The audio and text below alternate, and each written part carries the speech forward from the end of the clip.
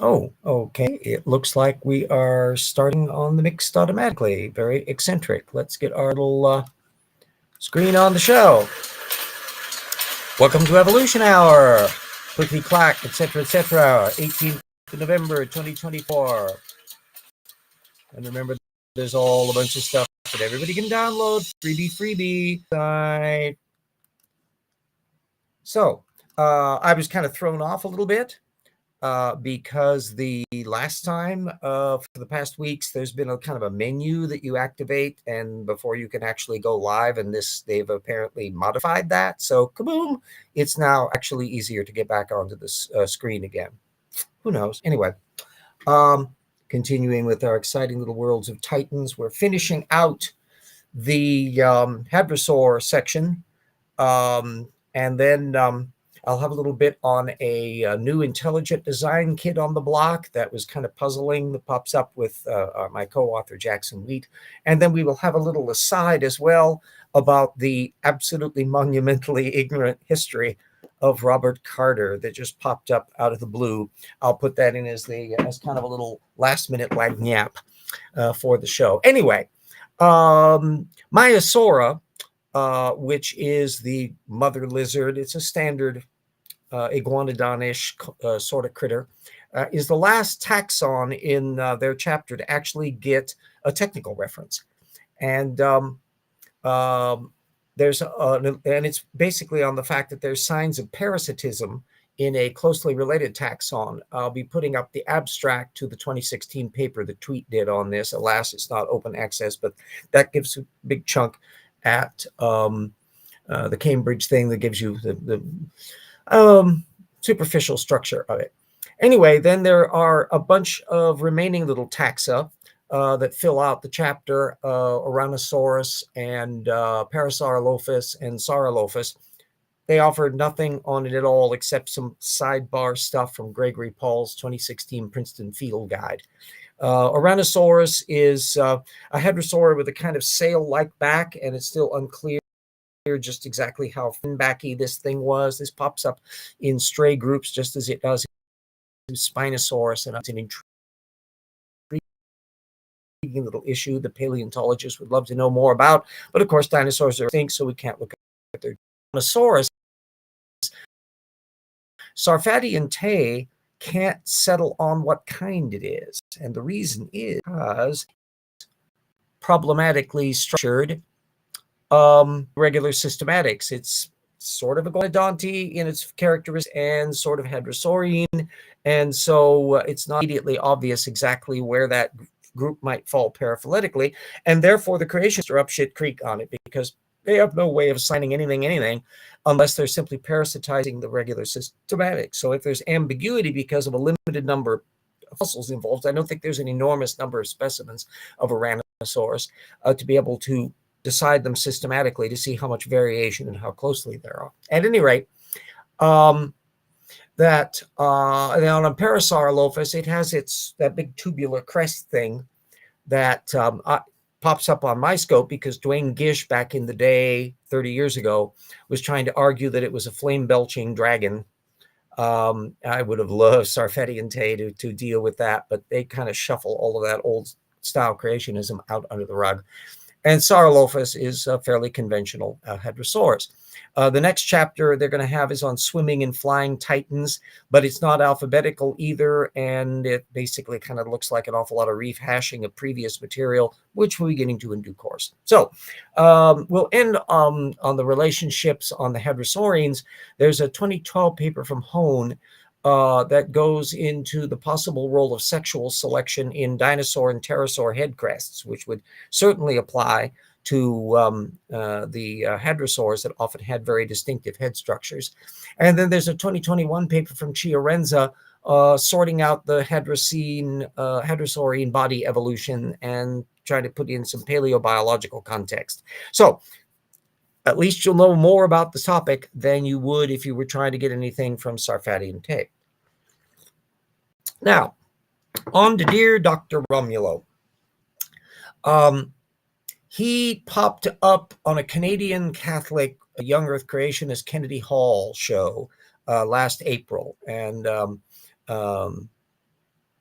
putting up a YouTube on that, which Jackson Wheat and Neslick did a segment on.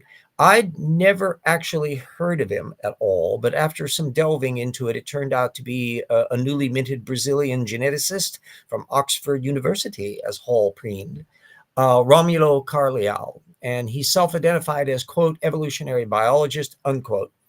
And though Hall is a young Earth creationist, since no chronology was in their discussion, it was possible for him to just blither blather on about ID apologetics.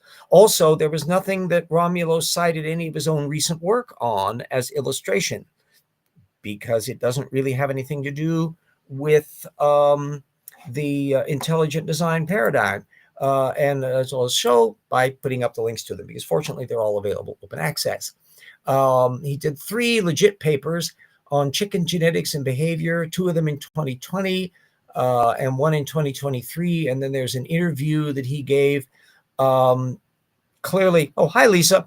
Clearly, none of that is bumping into any larger systematics issue. And remember, intelligent designers never do systematics. So it's utterly vacuous. So apart from blathering on about irreducible complexity and specified complex information, etc., you're never going to get anything more than that specifically.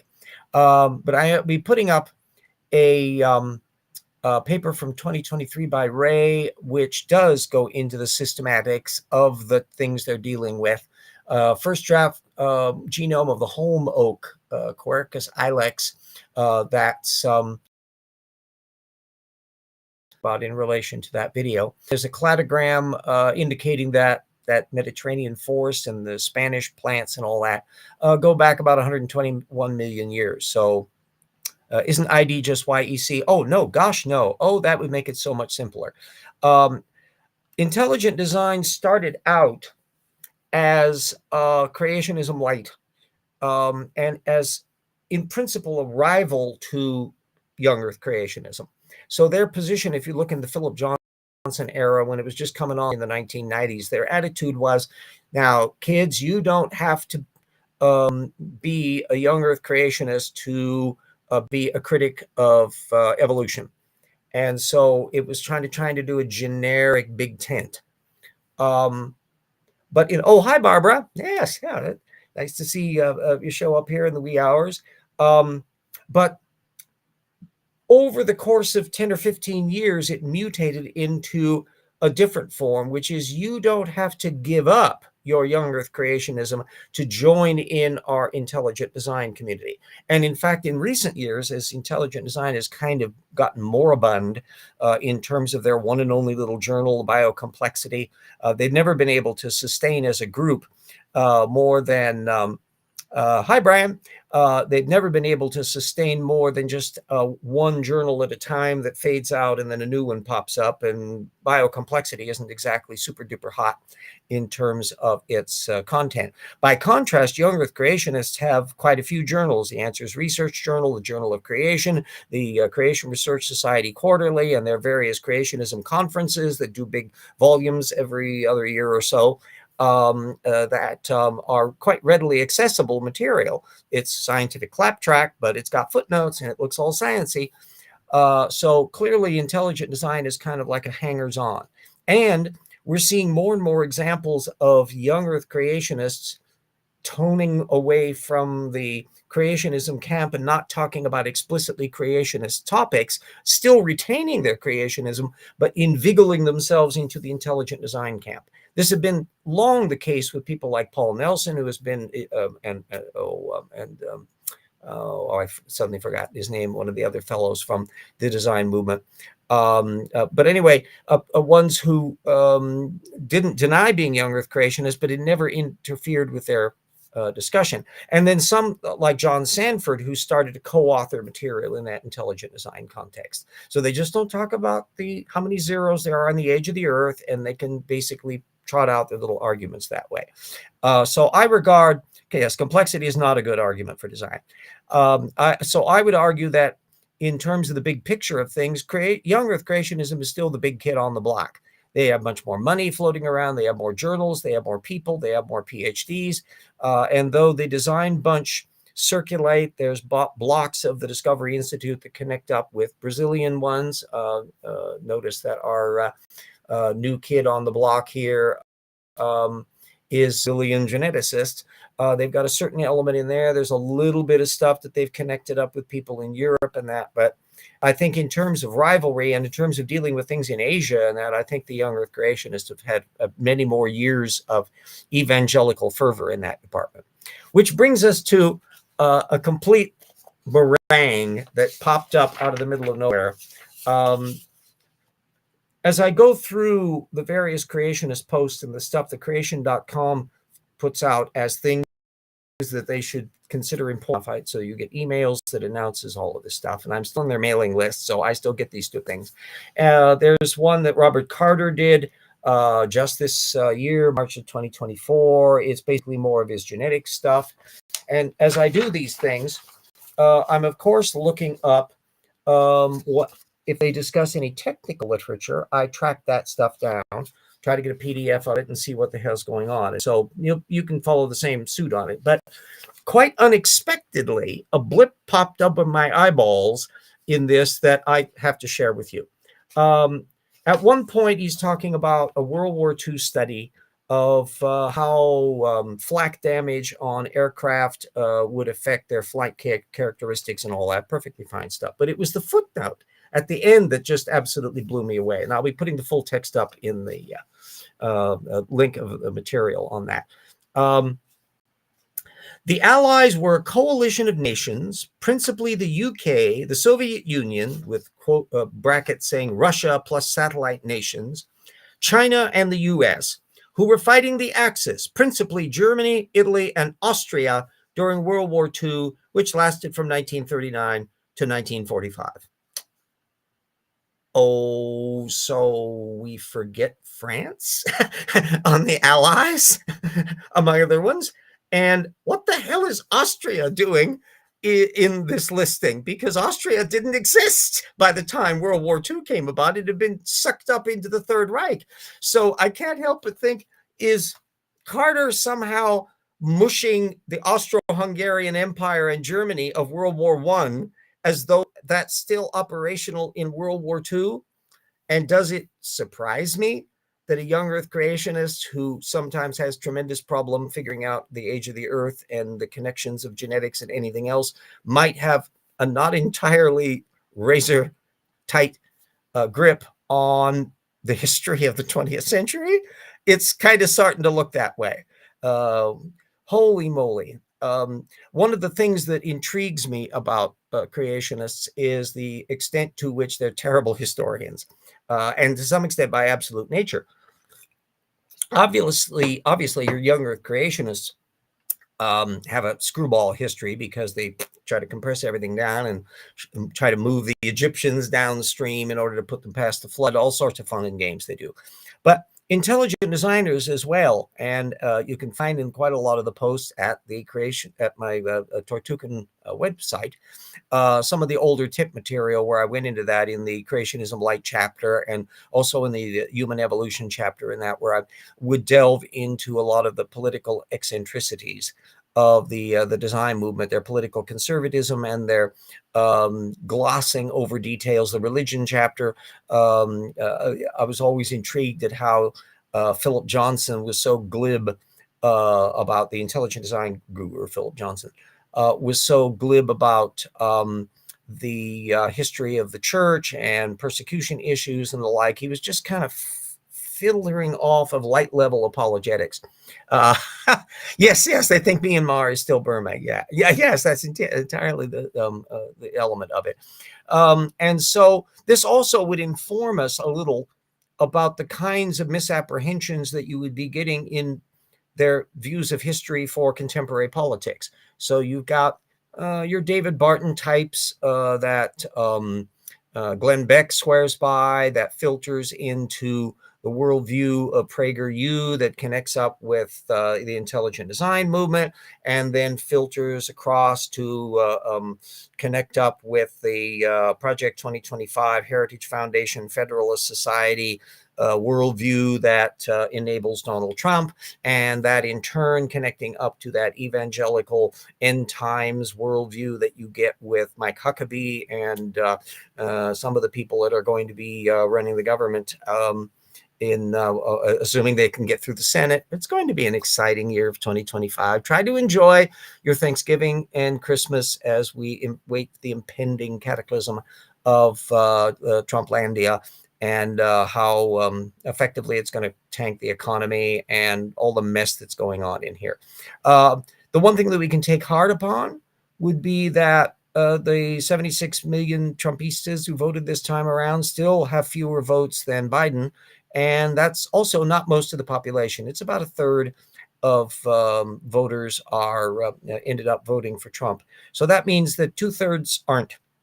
And sorry, that's actually most of the population of the country. And as we hit the fan and more troubles occur and messings of things, and an economy that was the strongest in the world under Biden ceases to be so because of the idiocies involved. Maybe this is going to take down not only Trump, but Elon Musk and a lot of the other people connecting up to him. Frankly, I'd like to see the SpaceX be nationalized so that it can be used for our rocket launchings, and Starlink probably should be broken up, and there's a lot of things that will be going on. So whether or not in the course of the tumultuous decade to come, Elon Musk is going to stay the richest man in the world, things have switched around before. Who in 1928 could see the world of 1932? Who, seeing the landslide of Richard Nixon in 1972, could see where things would be in 1974? So things are going to be interesting and bumpy, and we're going to find out what the hell is going on. But I'm at least in a fairly civilized state. They can make idiot RFK Jr. the head of the health bunch, and he can make stupid recommendations up the yin yang. I guarantee you, we in Washington State won't be paying the slightest attention to it.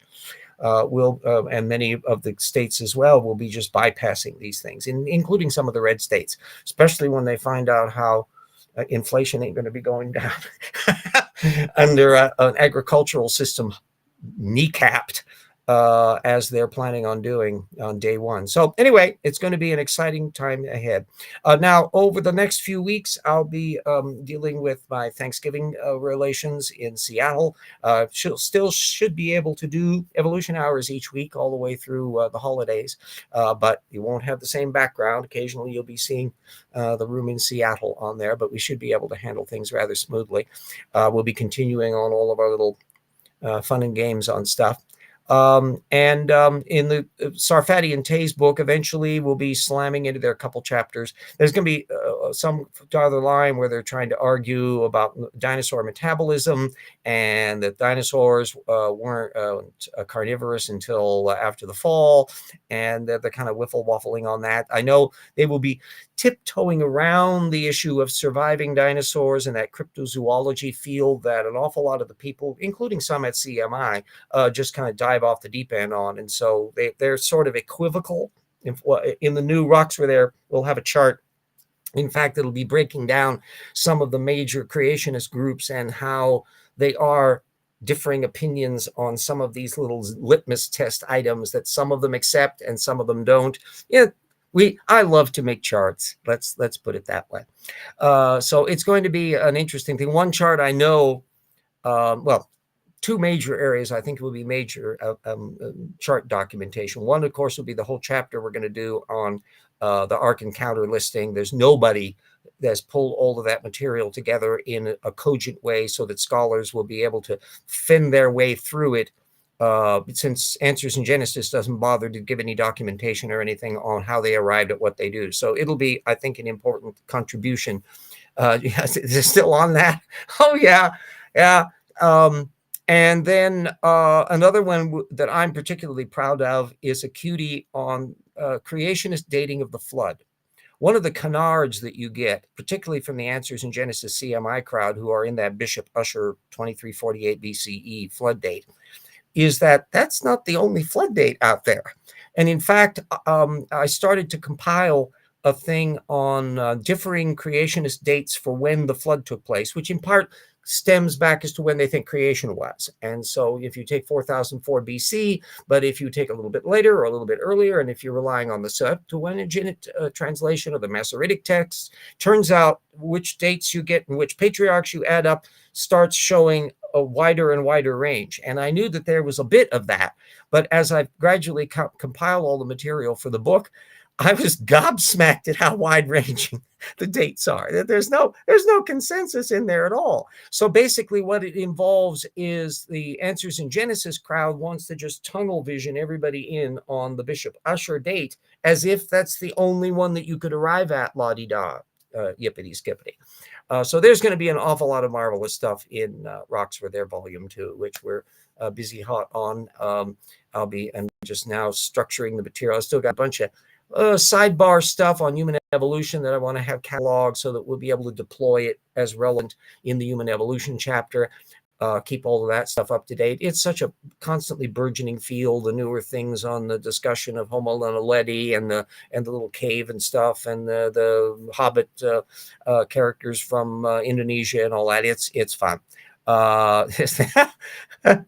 Yes, the Earth is, well, it all depends on how you define old.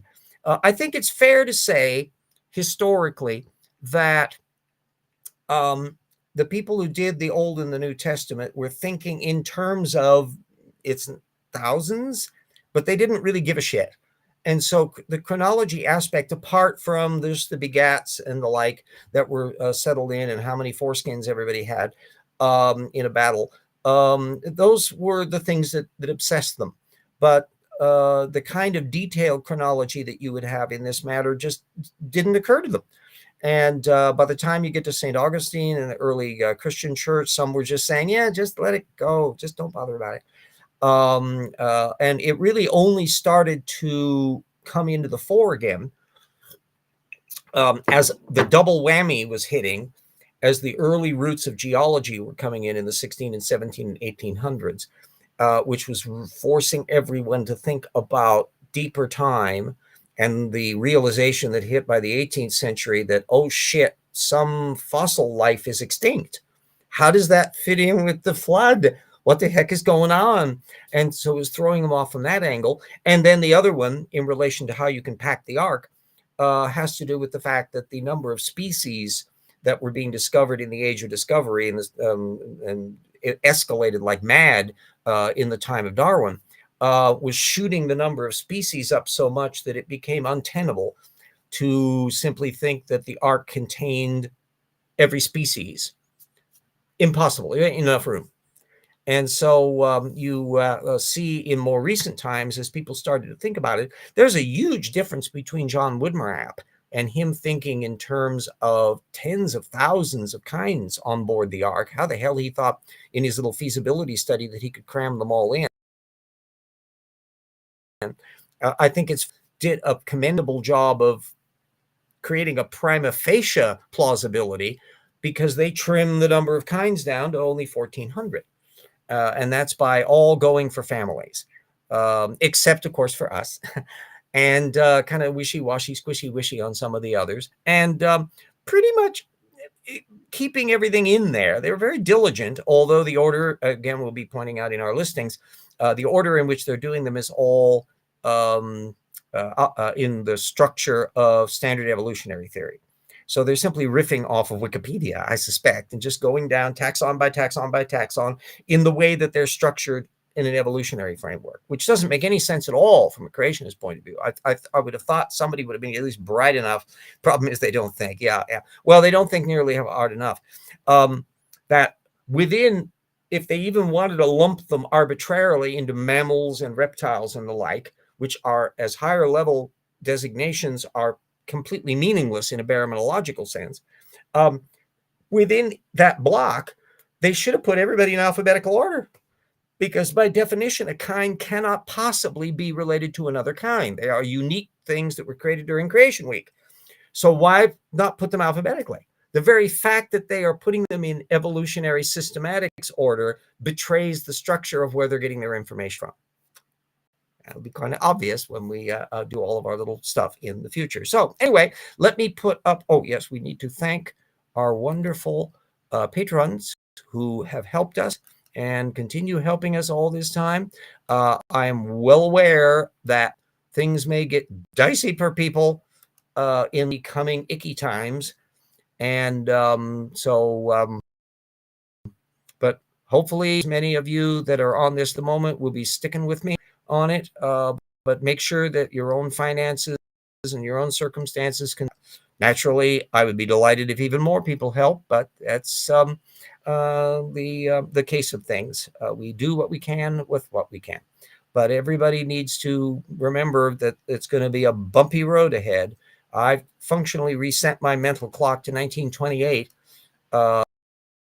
And theoretically, you've got, if this plays out in the 1928 pattern, with the impetus that idiot Trump is going to put his dumb-headed policies in on day one, so that means he's got a whole time, even before the end of the year, for a lot of these things to screw everything up. If we look at 1928, Hoover was elected in November of 28, inaugurated in March of 1929, which in those days they did that. They didn't change it until well into the Roosevelt years because he was getting a little frail. And so that's when they switched to the January thing. But even at that, then by October, you had the stock market crash. And of course, it didn't immediately disintegrate everything. Everybody kind of thought, oh, we get a second win. The Reconstruction Finance Corporation was put in by Hoover to try to trickle money from the top down. But it didn't really stop anything. And you had the further collapse of the markets in 1930. How big of a thing could happen if we go to depression level mess? You could see the Dow Jones go down 25,000, basically vaporizing everything since the Obama administration. So we'll be testing out what's 1928, the beginning of the, yes. 1928 was the year Herbert Hoover got elected, and Coolidge handed the keys over to him. Coolidge was aware of the fact that there was really bad overexuberance in the stock market, where huge amounts of people had bought stock on margin. And so when the stock market crash happened in October of 29, tons of people lost money because they would have to pay the amount they owed on the stock, but it was now worth less than it was before. So just a colossal amount of money just disappeared. Far grander than what we saw in the 2008 real estate meltdown that vaporized $1 trillion fairly quickly and produced a recession-style conditions that way. Far worse than the recessions that I had gone through, like, say, the Eisenhower years when I was a kid. That's mild by comparison to what went on during the 2008 one. And that was also an asleep at the switch thing, because there were systemic problems going on in the 1928 economy that had been simmering for the previous administrations, Harding and Coolidge, and weren't resolved, and the Republicans just weren't capable of dealing with it, and shit hit fan. Similar to what happened in the Bush years, when Bush just thought, why, gosh, the housing market and all of these real estate things, this is self-regulating. The banks will self-regulate. They're good at making money. They're not going to make bad decisions. No. So, oh, yes. Oh, that's, sorry about that, Lisa. Yes, that's, use whatever painkiller you need to get all of that. I've been mercifully free from that sort of malady, among others. At any rate, to finish off the lesson, who in 1928, when Hoover came in with such enthusiasm, and if he had never been president, or if there had never been a stock market crash, Hoover would have had a sterling reputation. I mean, he saved millions of people's lives and from famine, both during World War I and after. I mean, he had a sterling reputation as a Mr. Fixer type, but he was totally out of his league because he couldn't figure out that the problems were deeper systemic. The brain couldn't handle that. Anyway, who could have thought in 1928 that in 4 short years, you had FDR coming in 1932, the fellow who had been the minor vice presidential candidate on the failed Cox Roosevelt candidacy of 1920 that Harding blasted out of the water. And there he is, those years later, transforming the American system that way. And that in part takes place because fouling things up so spectacularly means that you can't possibly claim that you have any idea of what the hell you're doing right. So if we have a bumpy circumstance like that, the fact that the Republicans control both houses of Congress and they have a compliant Supreme Court and courts means that there's going to be probably smooth sailing to get most of their stupid programs through. Although some of Trump's cabinet nominees are so screwball nincompoopish. Matt Gaetz, although I suppose you could think that convicted felon sex offender Trump would have no problem with sex trafficker screwball Gaetz. And the primary factor is that Trump likes sycophants and he likes people who adore him. Ironically, he's sucking a bunch of people out of Congress, which means that's reducing the majority that MAGA Mike has. So it's going to be a peculiar period. And I'm hoping that when we reach our 2032, which would be 2028, we'll have a situation that will be something to be a little bit more sanguine about.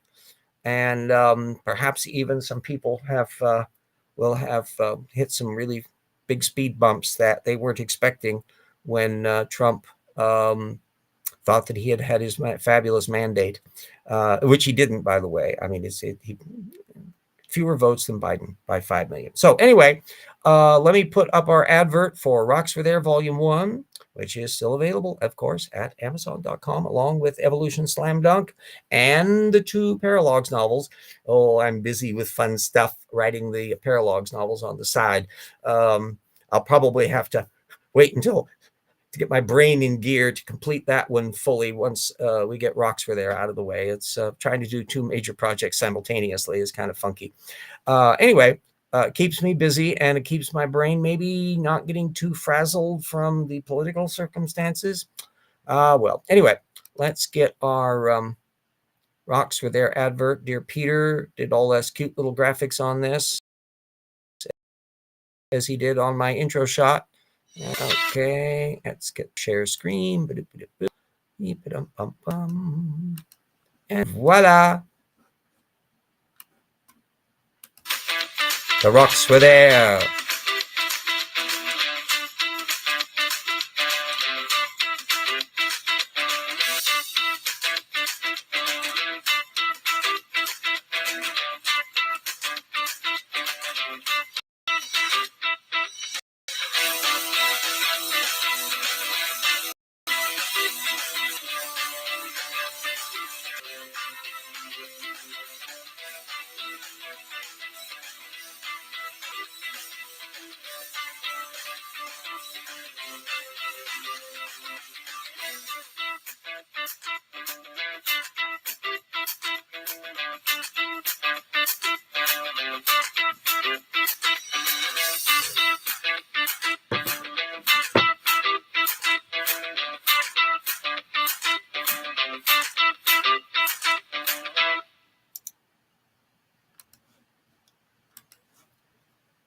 I'm certainly proud of all the book work and that we've done. I know that quite a few people in our network have it and make use of it, from Dan Stern Cardinale and Dapper Dino and the like. And Vice Rhino, in fact, stopped on one of his shows to explain all the little things that were on the back shelf in his operation. And one of it was a stack of Answers in Genesis books underneath or above, I can't remember which order it was, of The Rocks Were There, which we used as a way of flattening all of that. So people are filing for divorce over the, oh yeah, this has been a very divisive time. Ironically, even with the Trumpistas, that most Americans share a set of values that would surprise them how much we share in common. The problem is Mr. Trump thrives on division and chaos because he's been able to maneuver around stuff and juggle act. He's been able to weather a good economic times, although he's managed to lose a ton of money during good economic times, and he's been able to weather recessions. Probably lost about $1 billion of his wealth, maybe about a third of his whole thing. Of course, he'll make it back from graft when because of the pandemic impact. But I don't think Mr. Trump has. Well, he's never had to deal with a depression level economy, and especially one that he starts. And so this may be the end of him. And it could drag an awful lot of people down with him. Still want to see if Bannon goes to trial over his fraud case that's being done in New York. That was the one that he had gotten previously on a federal charge that he got pardoned by Trump. So, I mean, this is just the biggest lineup I've never seen in all of the Republic. Such a lineup of frauds and crooks and jerks and nincompoops for cabinet posts. I mean, there are isolated examples of like what in the Grant administration and stuff in the Harding administration. You've had your ups and downs. Almost everybody has had an occasional blip, but Trump is just shooting off the scales, both for people who have already been convicted of crimes and the like, and what's likely going to be happening in the future on it. So it's going to be an interesting thing. How do I change my vote? Oh, yeah. That was the thing, as I mentioned in previous episodes, that the 8 million Biden voters from 2020 who sat this out, at the very least, shouldn't shut their trap up if they ever want to complain anything at all about Trump, because they had their chance and they didn't come out. That's why I was genuinely expecting about a 90 versus 70 million vote for Harris versus Trump. And the fact that it came out as it did, whew, boy, there's an awful lot of people that are going to have buyer's remorse and regret, including a lot of in the Trump administration, because so many of these bad policies are going to be just hitting people in red states. And ironically, because the blue states generate the wealth that gets transferred to the red states, cutting back on a lot of these federal programs, assuming they can pull them done in that, is actually going to impoverish the red states and sequester more wealth in the blue states. Strange ironies ahead. So destroy the agencies, he puts them in charge. Oh, yeah, it's going to be a bumpy little time. So anyway, somewhat shortened show, and everybody stay safe. Watch out for wooden penguins. Watch out for rampaging Trumpistas next year. There's going to be a hell of a lot of bullshit lying going on, and dissembling and rationalization, and whiplash stuff going on, and people doing one thing that's completely opposite of what they were doing before.